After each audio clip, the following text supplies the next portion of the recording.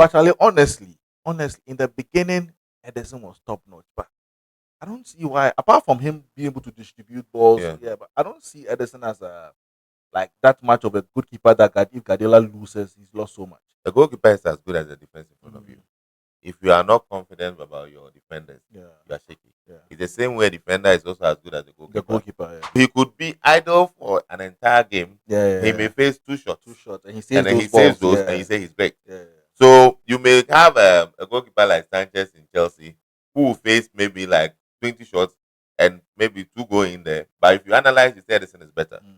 So sometimes the statistics are not fair. So guys, welcome back to First Half Podcast. It's been a couple of weeks. We are here to discuss, as usual, football. Over the past few weeks, a lot has happened in the world of football. And we're here to give you our take and our feedback on most of what has happened. My name is Dennis, and I'm here with Patrick. Okay, welcome, bro. How you doing? Charlie, not bad. I'm not bad. I'm doing well. Great. A Yeah, lot of yeah. exciting things to cover. Yes, a lot. I mean, the world of football never ceases to surprise us with Yeah, all yeah, the great yeah. things. Yeah, so it's good. It's good. We're here to discuss our opinion. Exactly. So before we jump into it, one key thing that we want to do is to say a big thank you to you, our fans. I mean, we've hit over 11,000 subscribers, and we are so grateful to you. It means that you are enjoying what we are bringing to you. So we want to say thank you. Continue to share, continue to like, and we can try and give our best, and then bring you the best of content that we can give you. So let's jump into it. So much to cover, so much. I hope we have even the time to do so. But let's try and pick it one after the other. The first thing I want us to look at is Pep Guardiola City. I think we've been discussing them over the week, but they are a gift that is given, because every time there's something to say about City, and I think one of the biggest thing has been the shock of their form this season. We've discussed so many things about Pep's domestic issues, and we assume that by now the worst would have passed. But it seems we are still there. What do you think is going on? Well, I mean, people say that you should know the time to bow out when it comes to you winning in anything in life. Yeah. I think Pep had this certain attachment with Man City so much that he didn't actually think about all that. Okay. For me, I believe that he had done enough, and it was time for him to bow out. But do you think it's his fault? Because I think that with what City was giving him, you have literally a blank check for any player you want. You want so much, and to walk away is not that easy. I understand what you're saying, that sometimes you leave the stage when when the applause crowd is are still cheering. But if you go out, you could mess it up, and it looks like that's where it's going. But football is a bit more technical than that. So will you blame him? Because if you look at it, where can he go after City? So I wouldn't. I mean, in as much as I said that earlier, I wouldn't blame him so much. You know, when you coach a team for so long, aside everything, the money and everything you're getting, you have this passion and attachment to the team so much that it's difficult, especially when you were a good leader. It's difficult to walk away when the ship is sinking. Okay. You know, and at that point, it would have been very tough for City if Guardiola had walked away. But if he had left at the right time, we wouldn't have called it a ship that was sinking, because if he had left after probably the treble, he could have just said, okay, I've done whatever I came to prove in the APL. I'm done now. I'm moving on to something else. And nobody could question him. Yeah, then the question then becomes, what do we determine as the right time? You know, because I feel as though that for Pep, he always has this belief that things will always get better. And that is how he's been making it in life when it comes to football. So for us, the fans, we will feel as though that maybe Guardiola doesn't have it anymore. But to be fair to him, we have to look at all the other circumstances surrounding him as a human being, the things that he's going through and whatnot. It will definitely have an effect on whatever he's doing. But the players also have their part to play. Yeah, but you see, the narrative have been quite bizarre, because at first we all attributed their woes to Rodri. Yeah, which was quite awkward. Exactly. In the Then now we came to discover that apparently he was having domestic issues. Now we are talking about the players being too old. So what is it? Well, I think it's bits and pieces of everything. I always have this problem whereby when the team is not performing too well, we blame the coach. Because sometimes the players don't really show up, and it's possible because you have a group of players who have won it all. So sometimes the edge to fight harder is not really there, you know. So I think that it's bits and pieces of everything. But you know, the truth of the matter is, whether we like it or not, Guardiola is Guardiola. And even during the difficult times, at certain times of the season, City has shown that they are still City. Yeah, I mean the experience. Yeah, the experience there. But day in, day out, you need to realize that the EPL gets difficult by every season. So would you attribute their difficulty somewhat to other teams finding them out? Mm-hmm. Or we can actually delve deeper and say that's not the players that we showed up? Because if you look at someone like Kevin De Bruyne, he's a shadow of himself. Gundogan came back and he's not really added what Pep was expecting. Yeah. Phil Foden, the player of the season last season, have actually basically it looks like a ghost in there. Yeah. So, I mean, could you now separate the two and say, okay, it's the players, or you can say Pep tactics are being found out? It's both for me. The players are not really showing up. Okay. And sometimes you might not necessarily blame them so much because, like I was saying, they are a bit laid back because they feel as though they won it all. There's complacency. Complacency, yeah. Okay. And De Bruyne, it's after his injury, has not been the De Bruyne that we know. Okay. Of course, we can't rule out age. Yes, I mean the old guard, most of them are between 30 and 35. Yeah. And that's like half of the team. Yes. I mean, and Gundogan, all of them are a bit. Gundogan, Bernardo Silva, Kovacic are all over 30 years. But then I have a different opinion because when it comes to some of the players that were introduced in the City team, like we have Doku and is it Savino? The Brazilian boy. I just see more of showmanship than results. And someone might go like, I mean, not agree with me, especially with Doku. Doku will do all the dribblings and running back and forth, but really should give you something out of it. But that's what surprises me. Pep is a man who knows. And if exactly. You're out. Yeah. And for this season, he seems to have let a lot go when players are, because his end product has been bad. Yeah. Doku is more interested in dribbling than the end product. Yeah. And you expect Pep to just put them. But when Grealish came, the Grealish we know from Aston Villa is not the same. You can see he has cut out a lot of what Grealish was known for to try and keep the game simple. Yeah. But why is he allowing these boys to get away with so much? I think with time, Guardiola has become very patient.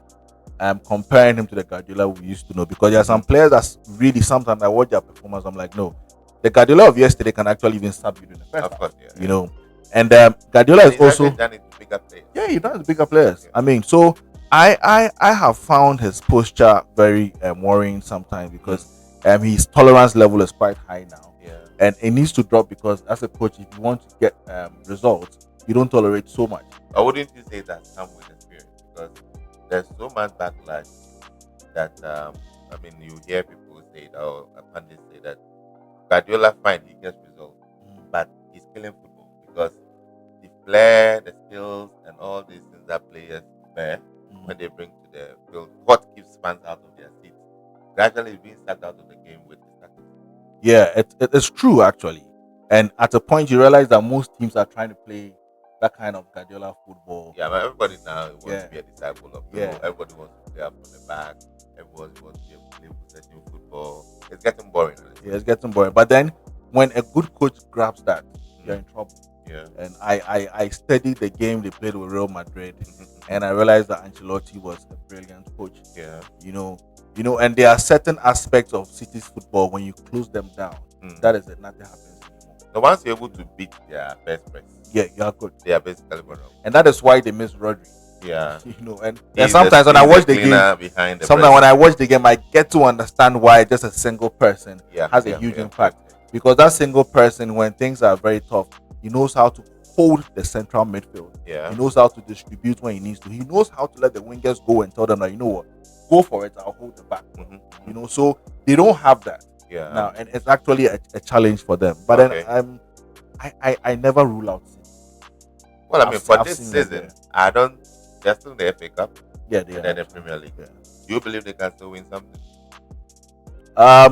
It will be tough. Okay. I'll confidently say that as I sit here now, I don't see City winning. So they're best to be top four. Yeah, they're best to be top four. Is that the guarantee? Even that is if you look at the from the third position to the 10th position, it's tight. You know, just 6 points. You just need to draw a game. Not to lose, you just need to draw a game and you're out. Yeah. You know, so it's tight. So, but you know, I just want to believe that the last games that are remaining, Pep can pull up some good things, and because Mamouche and the rest are doing something good in the team. So we're talking about Mamouche. We're looking at the players in January. What do you think their performance has been? Well, I can confidently talk about Mamouche. I think he's done brilliant. He's a very hard worker on the football. Yeah. Off the ball, he's also very hard working. You make sure he drops back, brings the ball and distributes. Yeah. I think the name has escaped me. He had one other the defender. Yeah. For me, the defender has not really shown up. I remember his first game, he made a couple of wrong passes here and there. The subsequent games, it wasn't that that great. Yeah. I tried to look back at his stats and wonder why Guardiola went for such a player. Of course, Guardiola's a brilliant guy, so he might have a reason. So I wanted to find out more, but I think so far Mamouche has been more impressive. The rest haven't shown up. I know always attackers will have a certain level of leeway because what they do show. It's easy to measure an attacker, how many players they're taking on, the crosses they're putting in, possibly goals. But a defender is a bit more difficult. Sure. Recent times, defenders will show their worth. Yeah, in recent times, you know, the game has changed. You know, back then you only had the light being shown or shine on the attackers and all that. But now the defenders, the central midfielders, the wingers, when you're performing, we know. When you're flopping, we know. And there are few characteristics of what you do on the pitch that will show us how good you are. But aren't we being a bit critical on the boy? Because if you look at City's defense, even the experienced guys who know what Pep wants, Ruben, Diaz, Stones and all this, have all been conceding, which means there's something in their approach that is showing that if you're able to take them on, no matter how good a defender you are, you could actually be able to beat them and get a goal. So we can't put everything on the young guys' doorstep. In fact, you are perfect. You are right. You know, because sometimes when you show up in a team, your weakness is always covered by the team leaders. Exactly. Take Van Dijk and Konate. A typical example. So I think you are right on that level, because if I show up in a team, no matter how good I am, I'm fitting in a new club, 100%. Even in a new league altogether. 100%. So I need to play according to your energy. Exactly. So if your energy is not showing up, I won't show up. So I think you're right. And aside the energy, Pep wants things done a specific way. So someone like this defender who has basically learned his trade in a certain way will come and Pep may say, "Listen, this is not how it's done," and you have to listen. And as a defender, you are as good as the midfielders in front of you and the defenders alongside you. So if he comes into a team who are basically struggling for confidence already, because for a young player he's coming, he needs an older, experienced player in the EPL to help him out and say, okay, this is how we do it, this is what we need from you. But here's the case, these are players who are all struggling. So in that case, it will be very difficult for you to pick up your confidence and know that, okay, there's so much now relying on me. I think when he came in, just the next game that they were playing, he was put in there, and it was not an easy game. It wasn't an easy game. I was even wondering why they even brought him in so early. But that's how desperate it looks like they are. So I mean that was a bit unfair for him, but you could realize that Pep needed him, so he was just thrown into it and said, "Charlie, figure it out." He's basically been put in a situation where you have to learn on the job. And I don't think it's easy on any young defender. I think, like you said, we should give him more room. I believe with time you fit in and you do exactly what we expect. But we're just hoping that, in as much as Guardiola is not himself, I might be wrong, but then I believe that the players, this is the time the players will show up with the coach, because the coach has done so much for these players. Of course, so it is obvious that maybe your coach might not be at the level of maybe the level that he needs to be. But then that is when the players have to show up for him. But here's the case: all the experienced players seems to now be hiding. In your opinion, does he try and focus on these same players and say, okay, let's correct our mistakes and go again next season? Or he needs to totally rebuild the team. Totally rebuild. Listen, you're talking about De Bruyne, you're talking about Silva, we're talking about Gundogan, Kovacic. These are like experienced guys that you know that even if you look at Madrid, although they are trying to rebuild, they didn't fade all these people out. I know that they're even about to give Modric a new contract. I know Cruz is gone, but they are gradually doing the transition slowly. Should City not do the same? So that's the beauty about football. You know, each league has its way of, has its own characteristics. You know, True. When you look at Real Madrid, the role even Modric plays now, most of the time he even comes from the bench. Of course, That's what you need from experienced players. But the EPL is quite different. The energy you need in an EPL is crazy. You know, and for me now, De Bruyne has the experience. Gundogan has the experience. Silva, I love that player. Excellent player. Yeah. But then I feel as though that with all the runs and what's not that happens in the EPL, I think he might keep one or two of them on the bench just for experience reasons. Yeah. But then most of the time people look at the wages and stuff they have to pay. They also compare those ones as well. Talking about keeping one or two on the bench. If you were Pep, among these guys that I've mentioned, if you were to pick two to stay, who would you go for? I'll pick Silva and De Bruyne. De Bruyne? Yeah. Silva and De Bruyne. Yeah, I'll pick Silva and De Bruyne. I know the Saudi people are chasing De Bruyne and he would want to go. There are certain players. If you look at somebody like Aguero, I think if it wasn't for his health condition, I believe he would still be in the team. No, Aguero was being faded out. He was being faded out, yes. But then I think that De Bruyne should be that kind of person who would want to say that, you know what, let me finish with this team. Yeah. That's what I think. That's my personal opinion. So he could keep those two. Well, Gundogan can go.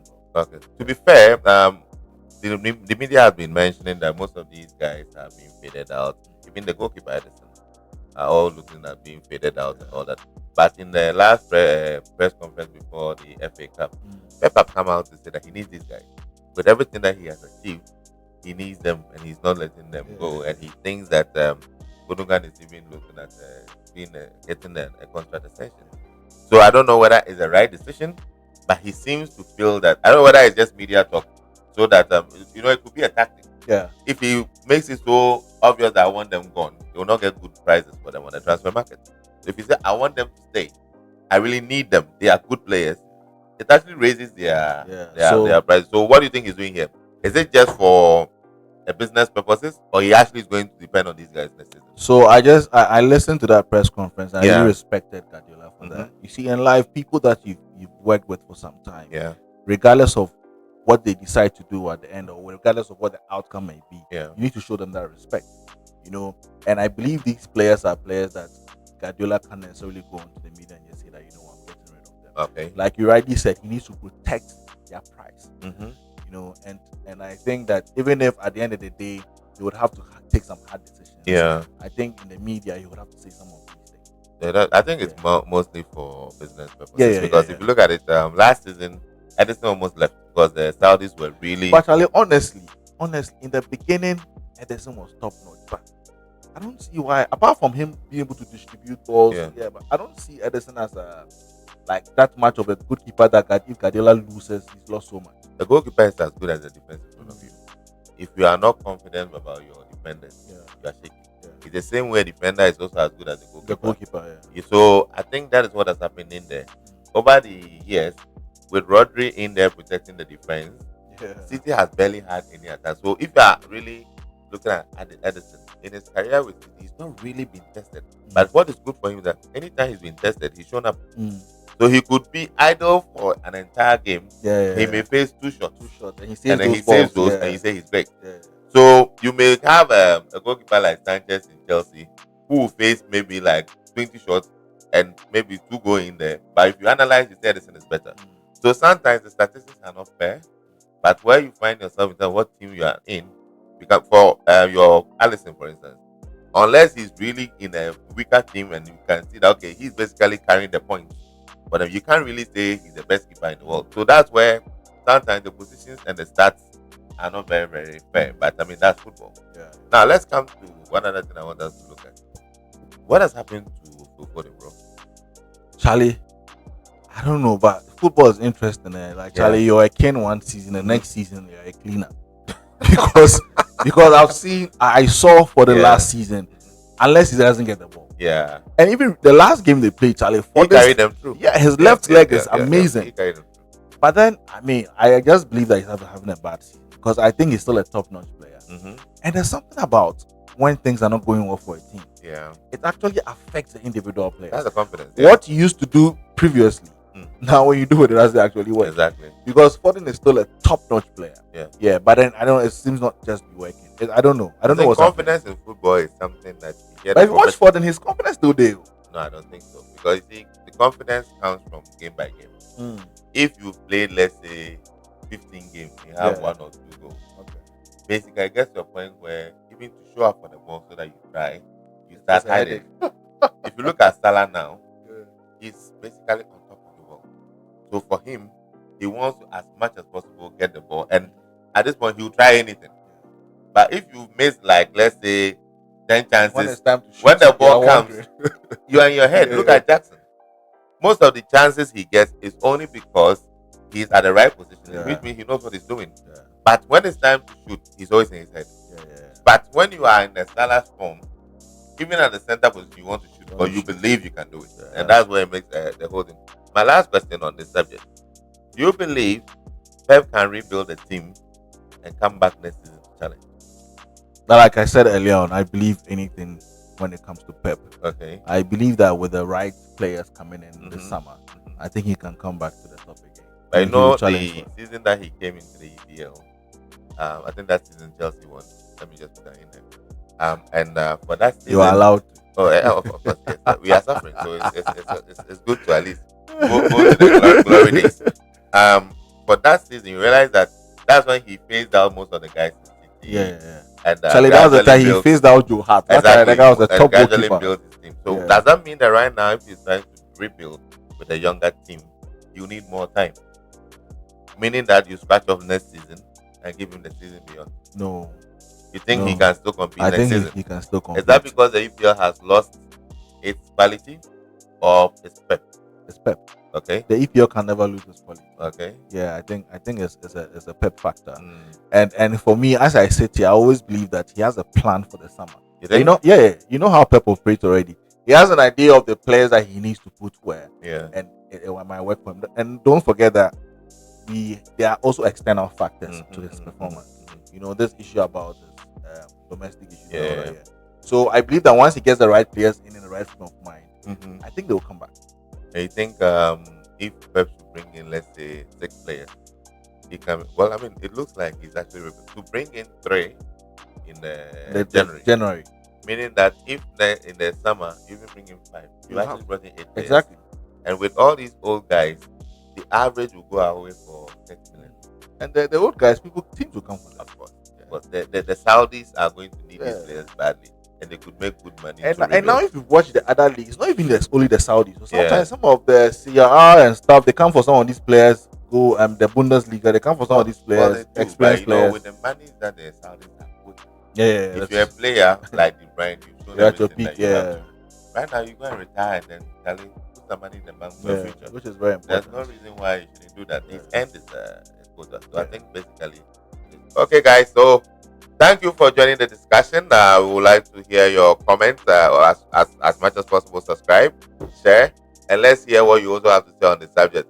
Can Pep rebuild and come back again? That's what we're all looking forward to. See you in the next episode. Thank you. Bye. All right, cheers.